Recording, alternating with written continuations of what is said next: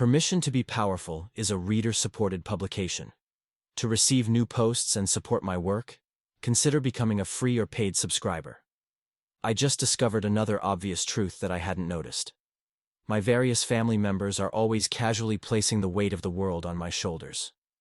I only recently registered that they're constantly giving me new problems to solve.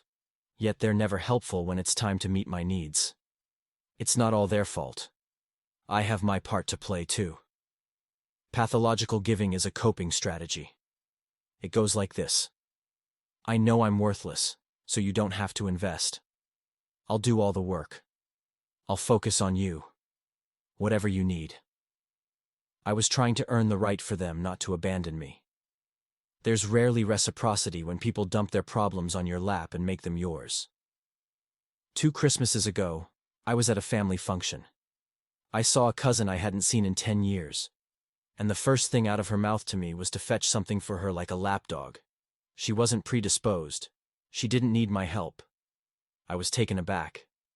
I haven't seen you in 10 years, yet you still want me to fetch something like your errand boy like clockwork? What did this woman see in me growing up that she felt emboldened to treat me this way after a whole decade? I did not comply. Some people are looking for a savior, and I can assure you that those people are the ones who will scream the loudest that they're independent and they don't need anybody. Unspoken agreements in relationships are so powerful. These are agreements not made with words, but with actions. To date, I haven't met a couple with 0 unspoken agreements.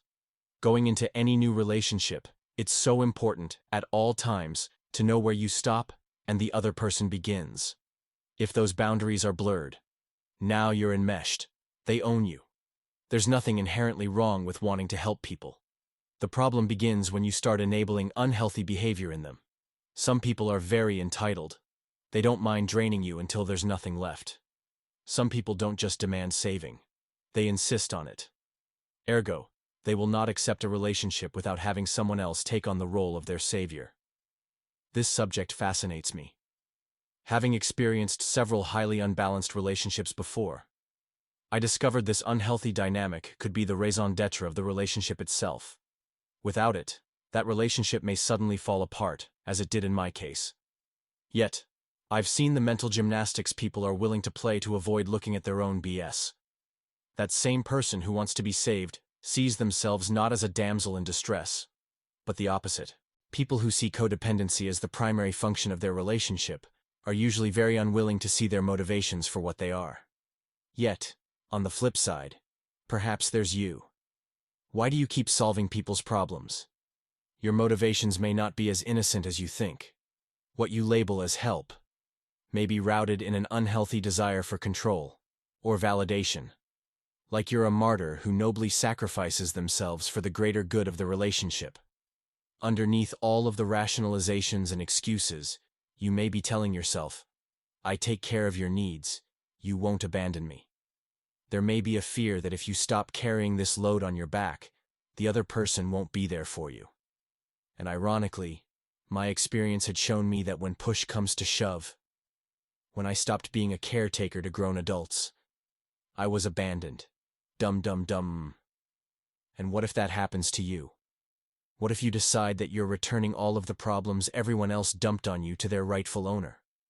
What if they don't take it well? Am I telling you to do something that may cause the whole relationship to fall apart? Well, the truth will set you free. You deserve to know the truth. You deserve to know who is being sincere and who is selling you a lie. If you knew right now that the person you are bending over backward for, sacrificing yourself for, would return the favor by being completely disloyal to you, you might think twice about cleaning their shit stains for another 25 years. Often, people come to you to solve their problems merely because they know you'll do what they say. For many people around me, I was the most compliant person in their entire circle. They knew me well enough that I would say yes to almost any demand. This pattern can be challenging to break because you have no idea what it feels like to have someone show up for you.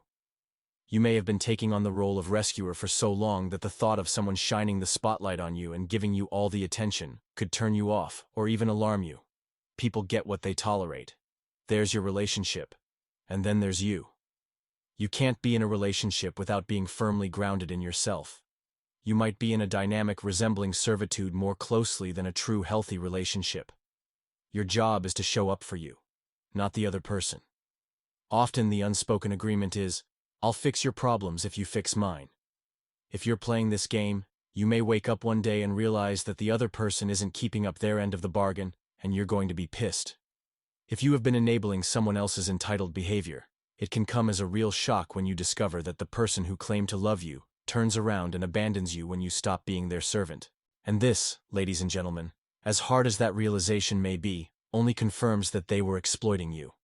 Your unspoken agreement was merely fiction. I had this idea that I was in a fair and balanced relationship, but that notion was entirely false. People who rescue often do not recognize that they are advertising their codependency for the world to see.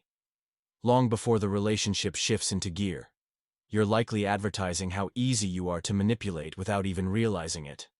You may think that if you aren't the person who sacrifices themselves, the other person will not be able to survive. But stepping in to save other people makes them weaker, more corrupt, more entitled. It's not a good relationship strategy. It places you in bondage. Often people get used to their corner of the relationship. They think the other person is getting more or less the same experience you're getting. If dark clouds are on your side, you think the other person's reality is overcast. That heavy burden you carry.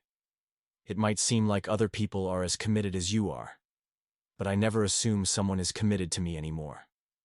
I need to see them demonstrate their commitment. This instinct of wanting to rescue people is still powerful for me. I would say that I am healed enough to stop myself and allow people to deal with their own problems. But that doesn't mean I don't feel tempted. Lucky for me, I'm learning to spot these dysfunctional patterns sooner and sooner. When you bail people out of their problems, you rob them of the opportunity to grow. I've seen what entitlement looks like. I have an affluent cousin who has always gotten everything he wanted. Today, he's such an entitled monstrosity he can't hold down a job. He's in his mid-30s, yet mommy and daddy still pay for everything. Rent, clothes, car, travel. I can't imagine what it would be like to be so helpless. What's more, this guy is so used to having his way that I've seen him become threatening and violent to those same enabling parents when he didn't get his way. I used to be the guy who cleaned up other people's shit stains. Now, I'm the guy who lets them know where to find cleaning supplies, and walks away. Until next time, Anton Dancer, writer, Buddhist Permission to be Powerful, is a reader-supported publication. To receive new posts and support my work, consider becoming a free or paid subscriber.